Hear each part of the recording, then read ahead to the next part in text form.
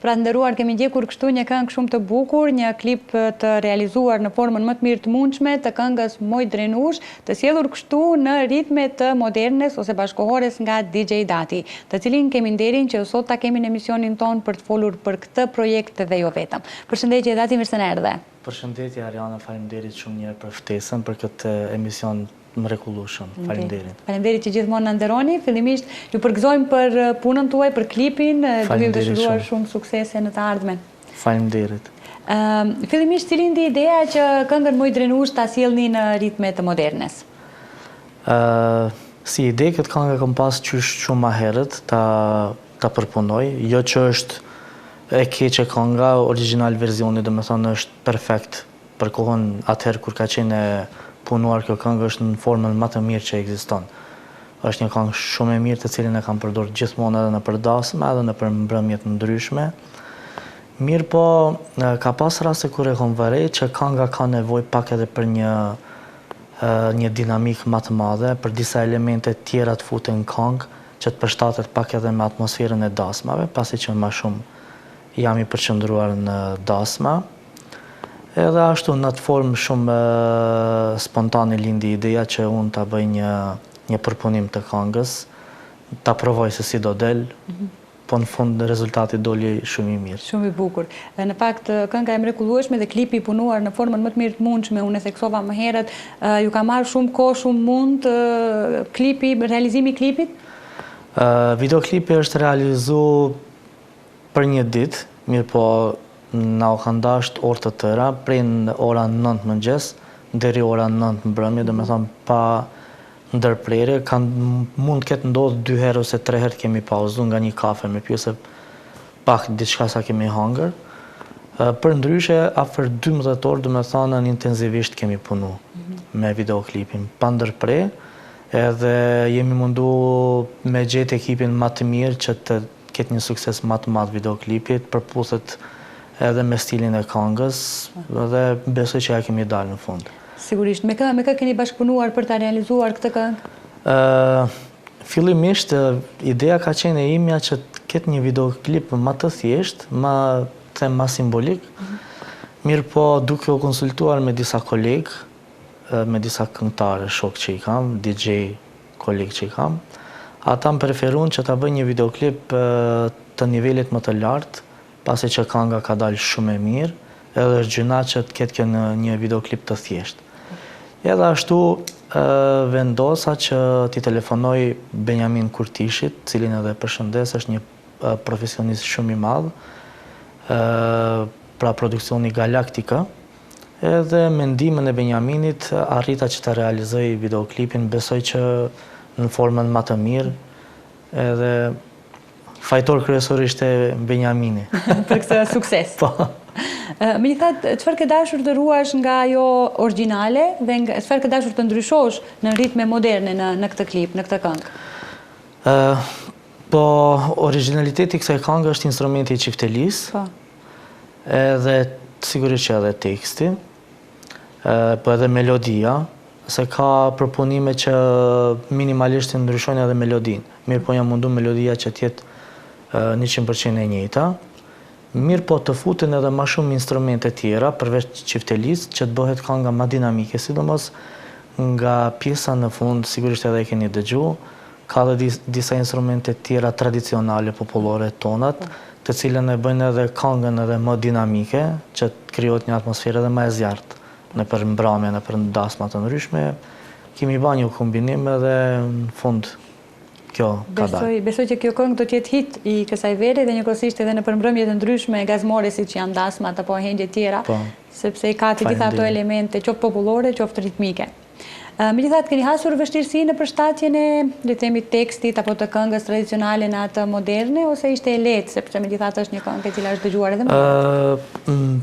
Them të drejtën, nuk kemi hasë ndonjë vështirësi të madhe, pasi që edhe këngën e kanë bë 2 profesionistë shumë të mëdhenj, siç është Nusret Hasani edhe Plorat Gashi. Janë kompozitor, punojnë bashkë shumë vite, unë sa e di sigurisht 15 vite më shumë ndoshta, që janë edhe kompozitor, domethënë sigurisht ato kanë kalu sfida të ndryshme derisa kanë ardhur në këtë nivel të tyre. Edhe mendimin e atyre me lehtësi e kemi përfundu. Në fakt, ky është klipi i parë të cilin e ke realizuar, apo jo? Po, i parë. Do të vazhdosh të bësh klipe tjera, të realizosh klipe tjera? Pretendimi im në fillim ishte që të kisha një këngë timën personale, ku mund të bazohen edhe dasmorët për mu, ku mund të shohin materialin tim. Mirë po, them të drejtën, nuk e kam prit këtë sukses. Mirë po, kam marrë mesazhe shumë të ndryshme nga shumë shok, kolegë, këngëtar nga Kosova, nga Maqedonia, nga gazetarë të ndryshëm, portale të ndryshme, edhe e kuptova që me të vërtet ja vlen të vazhdoj me projekte të reja, dhe plani im është që mos të ndalim këtu, po kjo do t'jetë vetëm një fillim i imi dhe sigurisht do t'ketë shumë shpejt edhe këngë të tjera. Dhe shumë suksese të tjera që jam shumë e bindur që do t'i keni. Po megjithatë, pse pikërisht kënga Moj Drenush? Do të thënë është një këngë e kënduar edhe më herët në ritme popullore. Pse zgjodhet pikërisht këtë këngë?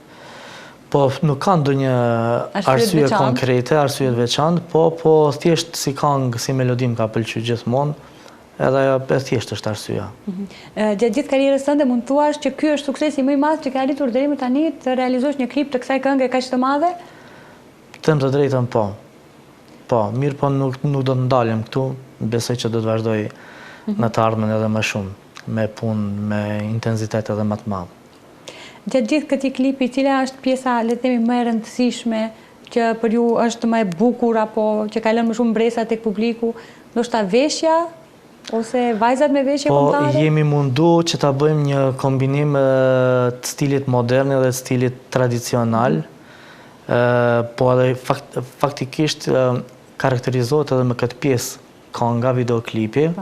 Komentet më të bukura kanë qenë pikërisht bashkë për këtë, do me thonë, më kanë thonë të gjithë që e ke bërë një kombinim shumë të mirë të stilit tradicional, mirë po ke ndërlidh edhe stilin modern. Se shifet aty në këngë, si do me thonë, përfshihet aty edhe një party, duke bërë muzikë në një party, që është i stilit modern, mirë po shifet shumë mirë edhe rrobat që kemi pas vesht, do me thonë tradicionale, të kombit ton, edhe jam mundu që ta bëj një kombinim të stilit modern, edhe tradicional, edhe ajo ka qenë, faktikisht ajo karakterizohet kënga me atë pjesë. Ka qenë e vështirë që të gjeni teshat kombëtare, rrobat kombëtare, veshjet kombëtare, pastaj çiftelinë dhe disa elemente tjera? Fillimisht ishte e vështirë, përderisa e kontaktova një shok që është, besoj që është po numër 1 në Maqedoni, po dhe më gjërë, Ilir Lokun, cilin edhe falenderoj. Ai mi ka zgjedh rrobat, ai mi ka mundsu rrobat, edhe mi ka dhënë disa ideja se si të paraqitem edhe në videoklip. Edhe më kanë ndihmuar dhe Ilirit, cilin e përshëndes dhe falenderoj shumë. Dhe ka rezultuar bukur edhe kjo. Po, është valltar shumë i njohur sigurisht që. Po, kemi pasur dhe në emisionin ton. Kemi pasur mundësi që ta kemi dhe në emisionin ton. Megjithatë, do të vazhdoni të bashkëpunoni me po të njëjtët bashkëpunëtorë edhe në realizimin ndoshta të projekteve të ardhshme apo? Po, varësisht si do të jetë kënga, nëse do të jetë kënga me stilin e njëjtë, po, pasi që me këto kam pas sukses. Po edhe shumicën prej tyre kam edhe shok, edhe shpresoj që do të bashkëpunojmë edhe në të ardhmen. Njëkohësisht ju njiheni shumë edhe si pjesë shumë ahengjeve familjare dasmave. Tani po fillon dhe sezoni juaj. Jeni shumë i angazhuar në këtë verë? Po, mjaft shumë. Tash pritet edhe pak edhe disa ditë, edhe fillojmë kështu po me intensitet shumë të lartë.